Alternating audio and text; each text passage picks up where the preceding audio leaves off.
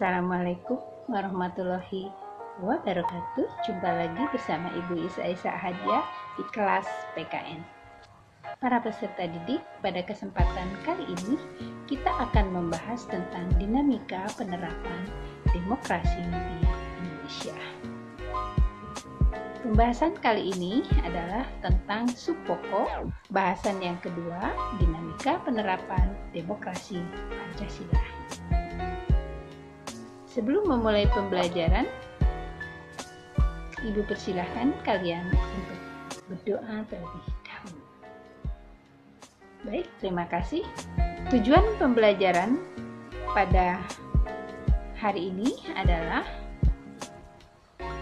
diharapkan para peserta didik dapat mengidentifikasi prinsip-prinsip demokrasi Pancasila, dapat menjelaskan periodisasi perkembangan demokrasi di Indonesia, dan dapat menalar hasil kajian tentang sistem dan dinamika demokrasi Pancasila sesuai dengan Undang-Undang Dasar Negara Republik Indonesia tahun 1945. Para peserta didik, demokrasi Pancasila, apa sebenarnya demokrasi Pancasila itu? Pada hakikatnya, demokrasi Pancasila tercantum dalam sila keempat Pancasila, yaitu kerakyatan yang dipimpin oleh hikmah kebijaksanaan dalam permusyawaratan perwakilan, yang berketuhanan yang Maha Esa, yang berperi kemanusiaan yang adil dan beradab, yang mempersatukan Indonesia, dan yang berkeadilan sosial bagi seluruh rakyat Indonesia. Rumusan tersebut pada dasarnya merupakan rangkaian totalitas yang terkait erat antara satu sila dan sila lainnya atau bulat dan utuh. Karakter utama demokrasi Pancasila adalah sila keempat. Dengan kata lain, demokrasi Pancasila 3 karakter utama, yaitu kerakyatan, kemudian permusyawaratan, dan hikmah kebijaksanaan. Para peserta didik, kita sekarang akan mempelajari tentang 10 pilar demokrasi. Yang pertama, demokrasi yang berketuhanan yang Maha Esa, di mana seluruh seluk-beluk sistem serta perilaku dalam penyelenggaraan pemerintah harus taat asas sesuai dengan kaidah dasar ketuhanan yang Maha Esa. Kedua, demokrasi dengan kecerdasan, di mana dalam melaksanakan kecerdasan rohani, rasional, dan emosional. Ketiga, demokrasi yang berkedaulatan rakyat, di mana kekuasaan tertinggi ada di tangan rakyat dan pada batas-batas tertentu kedaulatan dipercayakan kepada wakil-wakil rakyat. Keempat, demokrasi dengan rule of law, kekuasaan negara harus mengandung kebenaran hukum, keadilan hukum, kepastian hukum, dan manfaat hukum. Kelima, demokrasi dengan pemisahan kekuasaan negara, di mana lembaga-lembaga negara dapat bertanggung jawab dengan sistem pengawasan dan perimbangan. Keenam, demokrasi dengan hak asasi manusia, di mana pelaksanaan demokrasi dapat meningkatkan martabat dan derajat manusia. 7. Demokrasi dengan pengadilan dan merdeka, di mana presiden yang memberi peluang kepada semua pihak yang berkepentingan untuk mencari dan menemukan hukum yang seadil-adilnya. Kedelapan, demokrasi dengan otonomi daerah, di mana daerah-daerah otonom dibangun dan disiapkan untuk mampu mengatur dan menyelenggarakan urusan pemerintahan sebagai urusan rumah tangganya sendiri yang diserahkan oleh pemerintah pusat kepada pemerintah daerah. 9. Demokrasi dengan kemakmuran, di mana penyelenggaraan kekuasaan ditujukan untuk membangun negara dari dan oleh serta untuk kemakmuran rakyat. Dan ke-10, demokrasi yang berkeadilan sosial, di mana diperuntukkan bagi seluruh rakyat dan bangsa Indonesia. Selanjutnya, nilai moral demokrasi Pancasila. Yang pertama adalah persamaan bagi seluruh rakyat Indonesia. Kedua, keseimbangan antara hak dan kewajiban. Ketiga, pelaksanaan kebebasan yang dapat dipertanggungjawabkan. Keempat, mewujudkan rasa keadilan sosial. Kemudian kelima, pengambilan keputusan dengan musyawarah mufakat. Dan keenam, mengutamakan persatuan nasional dan kekeluargaan. Ketujuh, menjunjung tinggi tujuan dan cita-cita nasional. Pelaksanaan demokrasi Indonesia pada periode 1945 sampai 1949. Pelaksanaan demokrasi pada periode ini diantaranya, pertama, berfungsinya pers yang mendukung revolusi kemerdekaan. Kedua, partai politik berkembang cepat sesuai maklumat wakil presiden, namun fungsi utamanya ikut mengembangkan revolusi kemerdekaan dengan semangat anti penjajah. Kemudian ketiga, memberi hak politik secara menyeluruh tanpa adanya diskriminasi.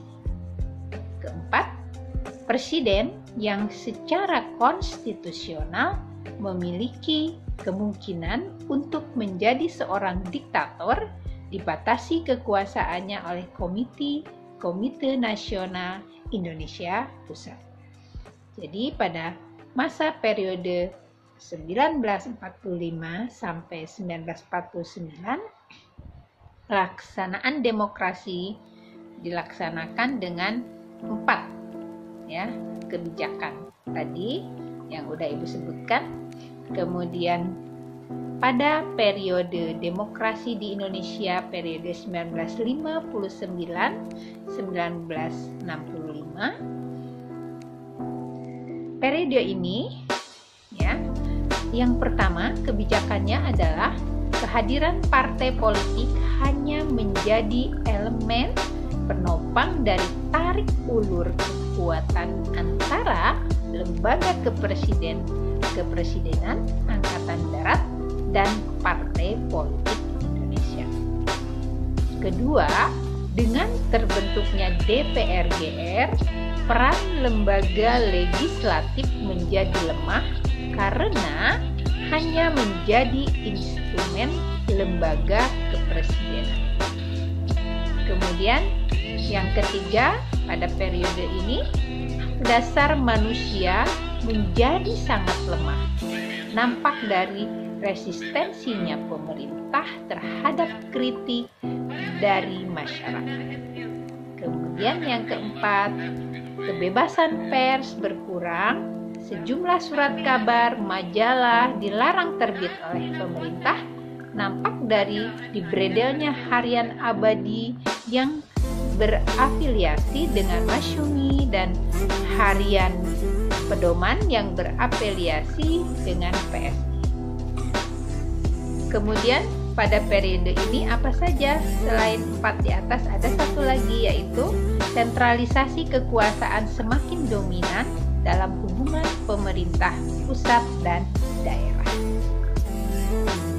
Para peserta didik, kemudian kita akan membahas pelaksanaan demokrasi di Indonesia pada periode 1965 sampai 1998. Pada periode ini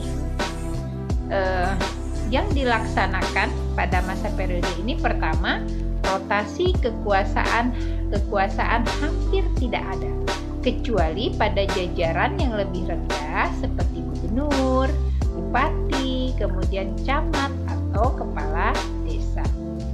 Kedua, rekrutmen politik yang merupakan proses pengisian jabatan politik bersifat tertutup, kecuali pada anggota DPR yang berjumlah 400 orang yang dipilih melalui pemilu.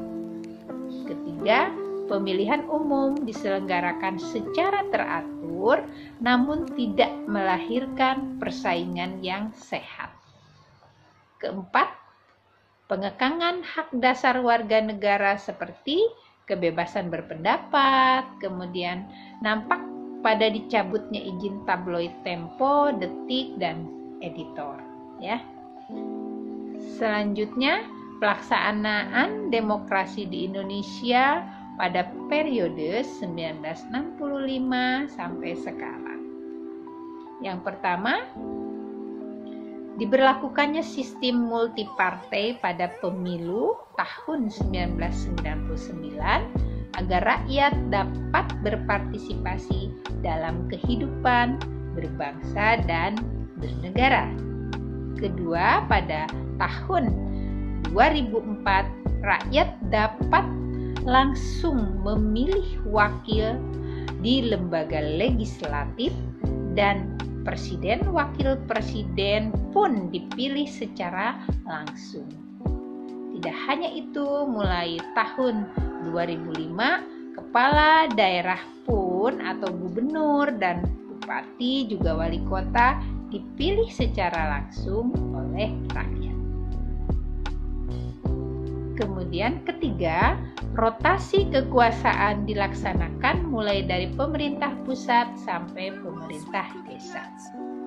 Keempat, rekrutmen politik untuk mengisi jabatan politik dilakukan secara terbuka. Dan yang kelima, pada pelaksanaan demokrasi di Indonesia periode 1965 sampai sekarang, yaitu sebagian hak dasar rakyat dapat dijamin seperti hak menyatakan pendapat, kebebasan pers, dan sejenisnya. Selanjutnya, periodisasi perkembangan demokrasi di Indonesia. Dalam sudut pandang normatif, demokrasi merupakan suatu yang secara ideal hendak dilakukan oleh sebuah negara. Dalam perjalanan sejarah bangsa Indonesia, secara normatif kita menganut prinsip demokrasi. Hal ini dapat dilihat dari ketentuan Undang-Undang Dasar tahun 1945. Yang pertama, Pasal 1 ayat 2 Undang-Undang Dasar 1945. Ini sebelum diamandemen, kedaulatan ada di tangan rakyat dan dilakukan sepenuhnya oleh Majelis Permusyawaratan Rakyat. Kedua, Pasal 1 ayat 2 Undang-Undang Dasar 1945 sesudah diamandemen. Kedaulatan berada di tangan rakyat dan dilaksanakan menurut Undang-Undang Dasar. Ketiga, Pasal 1 ayat 2 Undang-Undang Dasar RIS, kekuasaan kedaulatan RIS dilakukan oleh pemerintah bersama-sama DPR dan Senat. Selanjutnya nomor 4, Pasal 1 ayat 2 Undang-Undang Dasar Sementara 1950, kedaulatan Republik Indonesia adalah di tangan rakyat dan dilakukan oleh pemerintah bersama-sama DPR.